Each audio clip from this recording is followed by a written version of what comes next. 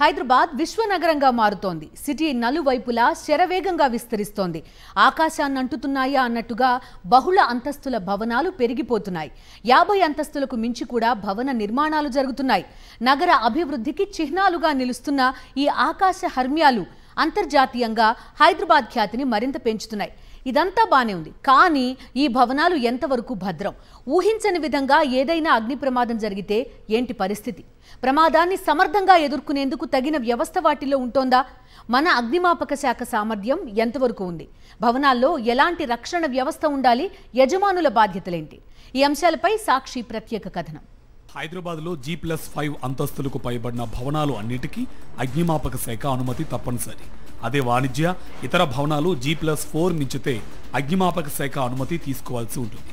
ఈ క్రమంలో నగరంలోని అన్ని హైరైజ్ భవనాలకు అగ్నిమాపక శాఖే అనుమతులు ఇస్తుంది. భవనం డిజైన్, నిర్మాణం, తర్వాత ఆక్యుపెన్సీ తదితర అన్ని సందర్భాల్లో అన్ని పరిశీలించాకే నో అబ్జెక్షన్ సర్టిఫికేట్ మంజూరు చేస్తున్నారు. ఒకసారి NOC వచ్చిన తర్వాత యజమానులు 5 ఏళ్లకు ఒకసారి దాన్ని రెన్యువల్ చేసుకోవాలి. ఆయా భవనాల్లో ఫైర్ సేఫ్టీ ప్రమాణాలు సరిగ్గా ఉన్నాయో లేదో పరిశీలించిన తర్వాతే అధికారులు రెన్యువల్ చేయాల్సి ఉంటుంది. అయితే అనుమతులు మంజూరు చేస్తున్న అధికారులు ఆ తర్వాత పూర్తి స్థాయిలో పర్యవేక్షించడం లేదనే విమర్శలు ఉన్నాయి. అగ్నిమాపక శాఖలో దాదాపు 40% ఉద్యోగాలు ఖాళీగా ఉండడం ఈ పరిస్థితికి కారణమనే వాదన ఉంది. ప్రతి నెల 11వ తేదీన జిల్లా సహాయ అగ్నిమాపక అధికారి 23న DFOలు భవనాలు ఆకస్మిక తనిఖీలు చేస్తూ ఉంటారు. సిబ్బంది కొరత నేపథ్యంలో భవనాల సంఖ్య మేరకు తనిఖీలు ఉండడం లేదనే విమర్శలు ఉన్నాయి. తెలంగాణలో మొత్తం 147 ఫైర్ స్టేషన్లు ఉన్నాయి.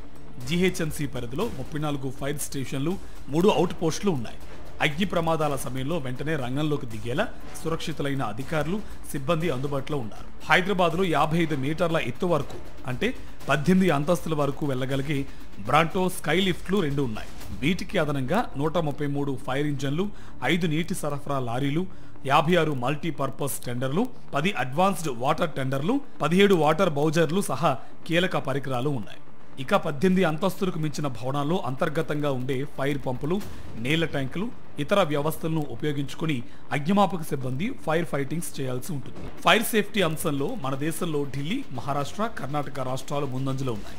అక్కడ ఫైర్ సేఫ్టీకి సంబంధించిన చట్టాలు అమలు పక్కాగా ఉండడంతో పాటు అగ్ని ప్రమాదాల నియంత్రణ మెరుగ్గా ఉంది. ఢిల్లీలో 110 మీటర్ల స్కై లిఫ్ట్లు 4 అందుబాటులో ఉన్నాయి. ఫైర్ ఫైటింగ్ పరికరాలతో పాటు పట్టణ ప్రాంతాల్లో నిబంధనల అమలులో మహారాష్ట్ర ముందంజలో ఉంది. ఢిల్లీ, ముంబై నగరాల్లో 50 అంతస్తుల వరకు చేరుకుని ఫైర్ ఫైటింగ్ వ్యవస్థ ఉన్నట్టు తెలుస్తోంది. అటు Singapore, Dubai, America, Australia, Germany, Japan, Canada, London దేశాల్లో ప్రపంచంలోనే అత్యంత పక్కాగా అగ్నిమాపక వ్యవస్థ ఉంది.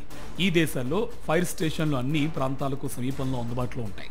ఈ దేశాల్లో తరచూ తనిఖీలు, ఫైర్ మాక్ డ్రిల్స్ పక్కాగా కొనసాగుతూ ఉంటాయి. ఒక బహుళ అంతస్తుల భవనాల విషయంలో నిర్వాహకులు, యజమానులు పలు జాగ్రత్తలు తీసుకోవాలి.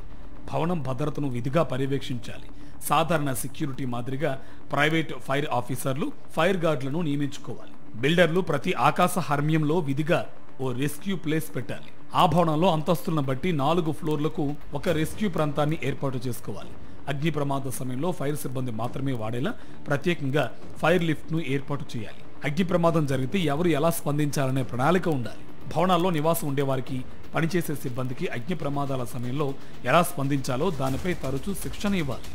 ఫైర్ అలారంలు, స్మోక్ డిటెక్టర్లు, వాటర్ స్ప్రింకర్లు సరిగా పనిచేస్తున్నాయా లేదా చూసుకోవాలి. భవనం ఎత్తు ఆధారంగా పెద్ద ఎలక్ట్రిక్ పంపులు నీటిని చల్లేలా పూర్తి వ్యవస్థ ఉండాలి.